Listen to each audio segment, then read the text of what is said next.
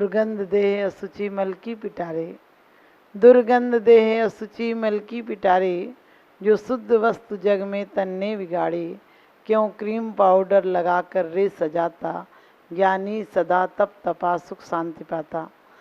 कि संसारी प्राणी जिस शरीर को दिन रात सेवा करता है, आज के समय में आदमी का कम से कम 50% पैसा जिस तन की सेवा के लिए जाता है, वह तन किसी काम नहीं आता है, क्योंकि तन उत्पन्न होता है तो भी अशुद्ध पदार्थों से होता है, रक्षण होता है तब भी अशुद्ध पदार्थों से होता है, और यदि विसर्जित करता है तो भी अशुद्ध पदार्थ ही करता है विसर्जित। भवंती भवंती प्राप्त्य संगम सुचन्य सुचन्यपि सा काया संतापस तदर्थ प्रार्थना व्यथा। कहते हैं ये काय हमेशा असुचि पदार्थों से बनती है, असुचि पदार्थ उत्पन्न करती है और असुचि पदार्थ पर ही टिकी रहती है, क्योंकि मात पिता रज बीरज मिलकर बनी देह तेरी। माता पिता के रज बीरज से देह का निर्माण होता है। इसमें खून कम हो जाए, इसमें वसा कम हो जाए, कोई भी पदार्थ जो कि घृणित है, जिन्हें देख लो तो घृणा आ जाए, लेकिन उसी को टिकी रहती है ये। और हमेशा ये देह को लोगों ने बड़ी निंदा की है, लेकिन मैं कहती हूँ देह को निंदा मत करो। देह की निंदा कर कर कुछ नहीं मिलेगा, देह के द्वारा उपासना करो। देह की उपासना मत करो, लेकिन देह को क्यों मिली है? ये देह तुम्हें सीढ़ियाँ भी बना सकती है और देह तुम्हें गिरा भी सकती है। इसी देह को पाकर महावीर, बुद्ध, राम, पारसनाथ ने अपना उत्थान किया, निर्वाण गए। और इसी देह को पाकर चंगेल खां, औरंगजेब, नादिर शाह और हिटलर, स्टेलिंग, इन लोगों ने महाहिंसा का रौद्र रूप धारण किया, लोगों को मौत के घाट उतार दिया।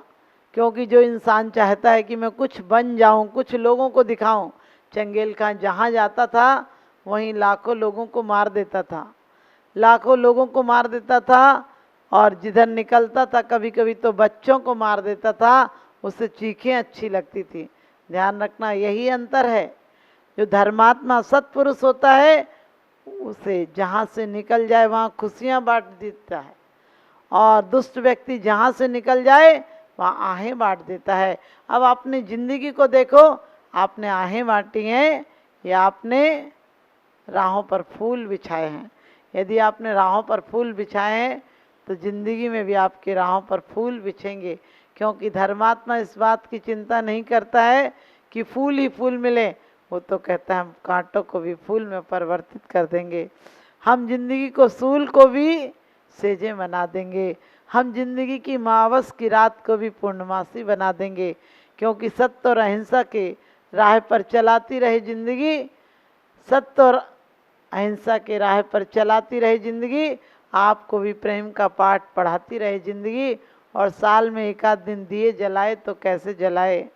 अरे ऐसे जलाओ दीप कि आपको भी महावीर बनाती रहे जिंदगी, आपको भी महावीर बनाती रहे जिंदगी। आप कभी मत सोचो कि ये देह, लोग देह को बड़ी गालियां देते हैं, देह ऐसी है, देह दुर्गंध है, देह दुष्ट है, देह को इसका निष्कासन करना चाहिए, इसे प्रताड़ित करना चाहिए। मैं कहती हूँ देह को प्रताड़ित मत करो, क्योंकि देह तो बिल्कुल वफादार है, जितना खाना होता है उतना ही खाती है, और जिस जगह ले जाओ वहीं चली जाती है, पूजा में भी चली जाती है और ये गलत कामों में भी चली जाती है, ये आशीर्वाद भी बन जाती है और ये अभिशाप भी बन जाती है देह से। क्योंकि योगी भी देह से उस संयम की साधना करके अपने आप को मंजिल तक पहुंचा देता है, इसी देह से। क्योंकि आचार्य समंत्रभद्र स्वामी ने कहा है, स्वभाव तो असुचो का है, रत्नात्रय पवित्र थे।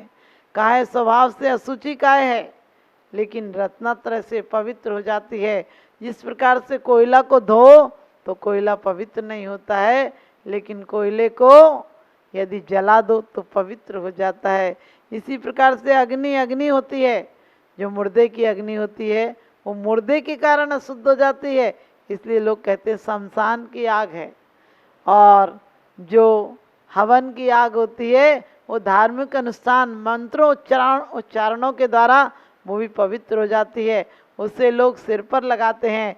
तीर्थंकर जहाँ से निर्वाण पाते हैं, अंतिम लक्ष्य को प्राप्त करते हैं, उसको हम तीर्थ मानते हैं। उसकी सदियों तक धूल सिर पर लगाते हैं ताकि उनके अंश, उनका कुछ विशुद्ध परमाणु हमारे जीवन में आ जाए और हमारा अशुद्ध जीवन विशुद्ध हो जाए। हमारा अशुद्ध जीवन ऐसा गंधोदक की तरह पावन हो जाए। तो हम तीर्थों की वंदना इसीलिए करने जाते हैं कि हमें भी संसार से तिरने की कला प्राप्त हो। उन्होंने जिस प्रकार से संसार में रहे, सम्यक दृष्टि संसार में भी रहे, देह में भी रहे, तो कहते हैं गेही पे ग्रह में न रहें, जो जलते भिन्न कमल हैं, और नगर नार को प्यारे था कादे में हेम अमल है।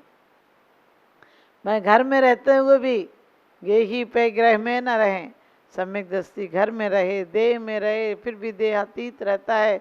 देह में रहते हुए उसकी एक आस्था रहती है कि मैं इस देह से भिन्न हूँ। जिस प्रकार से आप पड़ोसी के घर में चले जाएं, खाना खा लें, 2-4 दिन रुक जाएं, लेकिन आपके अंतर में आस्था क्या होती है, ये पड़ोसी का घर है, ये मेरा घर नहीं है। आपको अपने घर को ही सुखी बनाने की भावना होती है। आप किसी पड़ोसी के घर जाकर अपनी कमाई से कुछ गिफ्ट दे आए अलग बात है, लेकिन उसके घर को सजाते नहीं हैं। अपने घर को सजाते हैं, अपने घर को सुंदर बनाते हैं, तो ये घर तो, बाहर का घर तो यहीं रह जाएगा। इस देह रूपी घर को भी इतना सुंदर बनाओ, इतना सुंदर बनाओ। लेकिन आज लोगों ने इसकी निंदा कर करके इसे वेटिंग रूम बना दिया। वेटिंग रूम में आपने देखा होगा, थोड़ी बहुत देर रुकने के लिए जाते हैं, उसके बाद कहते हैं अपन को क्या यहीं डाल दो कचरा। आपने अपने ज़िंदगी को ऐसा कचरा घर मत बनाओ। अपने जिब्या के द्वारा देख सोच कर कैसा भोजन करना है ऐसा भोजन करो। लेकिन लोग कहते सब चलता है। मैंने कहा अजीब आदमी है, रात को भी चलता है, दिन में भी चलता है। कुछ जानवर होते हैं जो रात को खाते हैं, दिन में नहीं खाते हैं। कुछ जानवर ऐसे होते हैं जो दिन में खाते हैं तो रात को नहीं खाते हैं। लेकिन ये अजीब जानवर है, दिन में भी खाता है, रात में भी खाता है, अशुद्ध भी खाता है, कब कैसे कहीं भी कुछ खा लेता है। और उसके कारण इसने देह को कचरा घर बना दिया है। इसने देह को बिल्कुल अशुद्ध बना दिया है। देह न शुद्ध होती है न शुद्ध होती है। जैसे कि संसर्ग में जाती है वैसी हो जाती है, क्योंकि तूल का कपड़ा होता है, यदि शास्त्रों पर मड़ा हो गत्ते के साथ तो वो भी पूजा जाता है, यानी वो भी पूजनीय हो जाता है। और यदि मुर्दे पर डला हो तो अशुद्ध हो जाता है।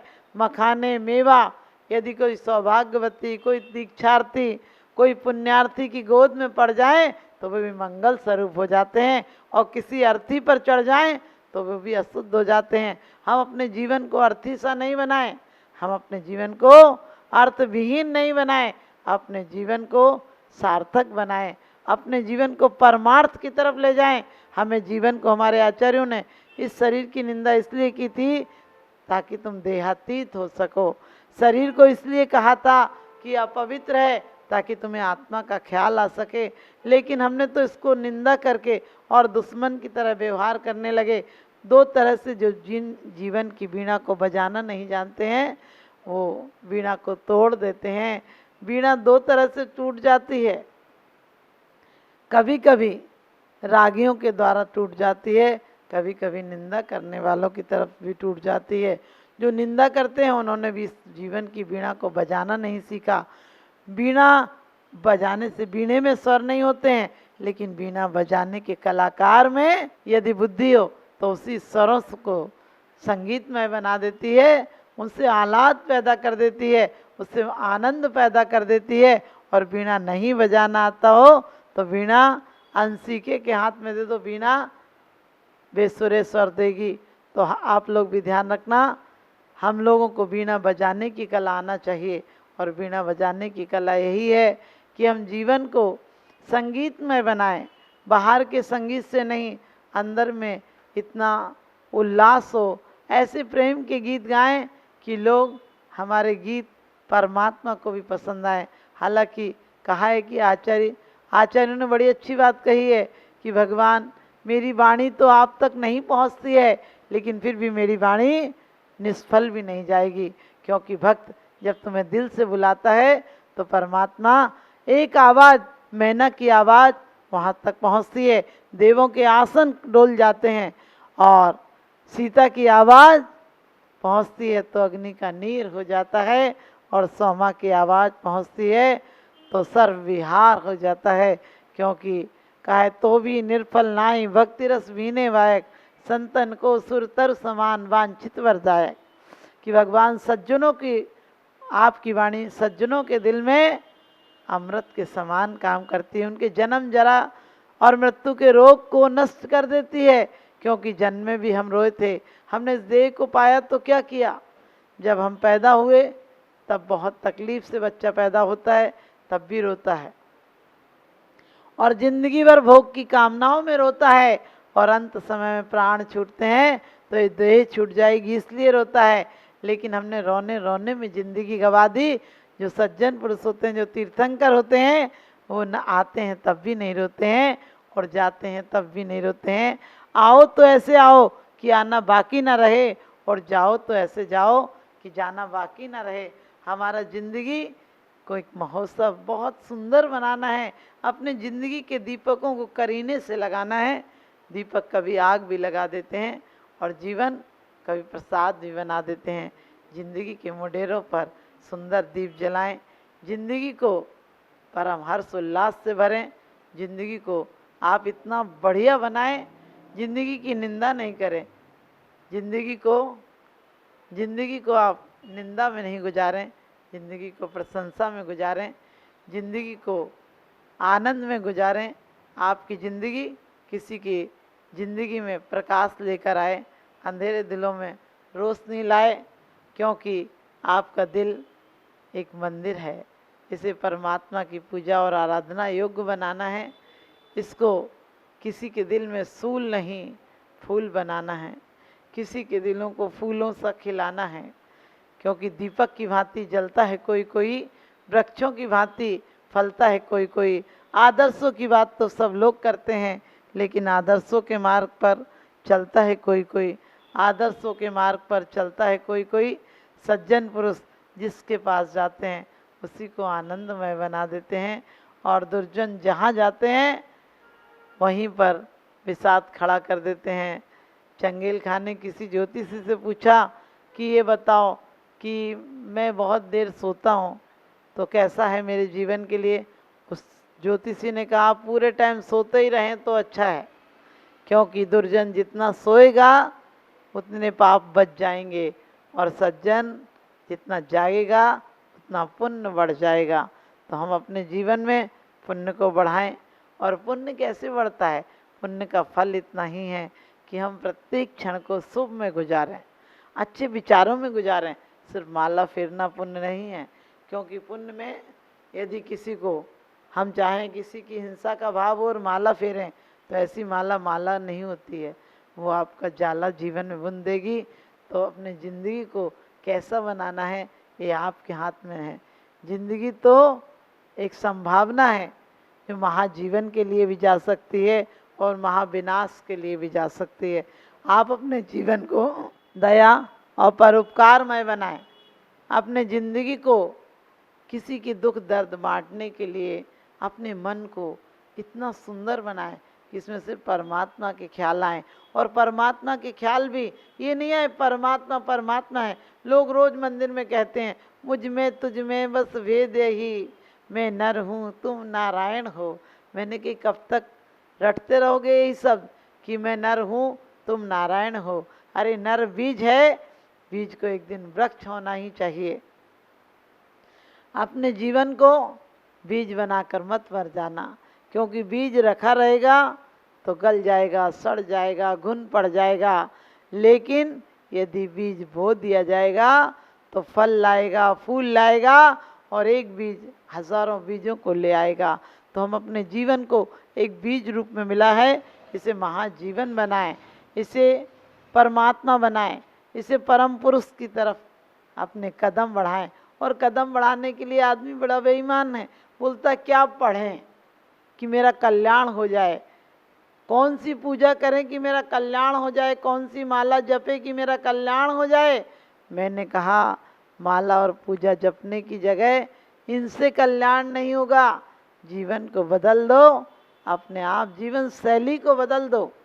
जीवन को एक कुआं बनाओ जिसमें रोज झरने प्रेम के स्वच्छ जल के फूटते हैं।